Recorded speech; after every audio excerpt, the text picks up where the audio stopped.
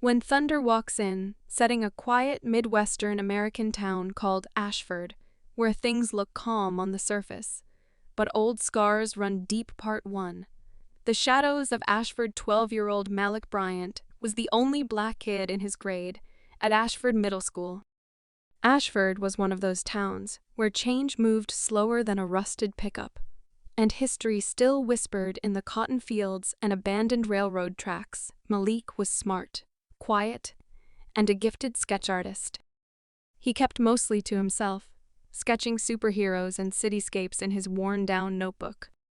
But that didn't keep him out of the crosshairs of a local group of kids known as the Ashford Sansa clique, led by Duke Waller, the blonde-haired grandson of a known white nationalist from decades past. Duke and his gang didn't like Malik. Not because he did anything wrong, but because he was different. The Ashford sons called him names in the hallways, pushed his books off desks, spat in his lunch. Teachers looked the other way, afraid of the Waller family's influence. One day after school, Malik took a shortcut through the old lumber yard on his way home.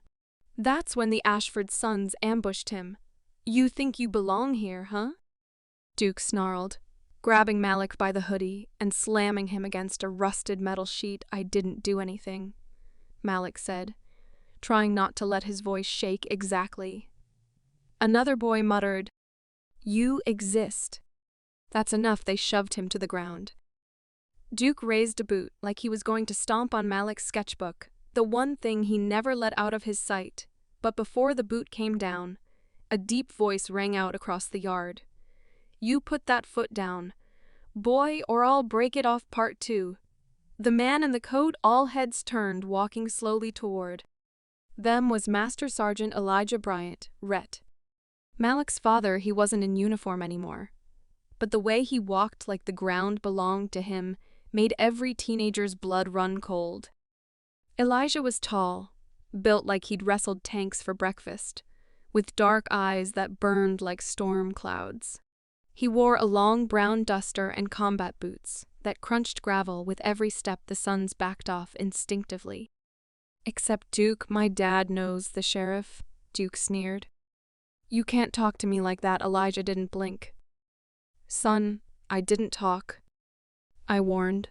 He helped Malik up, dusted him off, and picked up the sketchbook, flipping through it. "You've been drawing again," he said softly. "That's good. I missed this." He turned back to the boys. "You think being born here gives you power? Let me tell you something." He stepped forward. Duke flinched. "I served in 3 wars. I've seen real fear, real hate, and I've seen men change. But what you're doing, that's cowardice. That's the shadow of men who were too weak to grow, so they passed their fear onto you." "You don't belong here," another boy muttered, trying to sound brave. Elijah smiled coldly. "Funny. I fought for this land, bled for it, buried friends on foreign soil under your flag, and I chose this town for my son. So yeah, we belong here." He stepped even closer. "But if you ever touch him again, you won't be dealing with a father. You'll be dealing with a soldier." The boys scrambled. Duke was the last to run, his mouth dry, eyes wide. Part 3. The spark that evening, word spread fast. Not because Elijah wanted it to, but because people were watching. From the barber shop, the gas station, even the teachers who had stayed silent. The story of what happened in the lumberyard lit a spark. It started small, the librarian offering Malik a shelf for his sketches, a history teacher assigning a unit on unsung black heroes, a local caf inviting Elijah to speak at a Veterans Day ceremony. But it didn't end there. Duke Waller got suspended after a video surfaced, a video someone had quietly recorded of the ambush. His family was furious. The sheriff got involved. But Elijah? He didn't sue.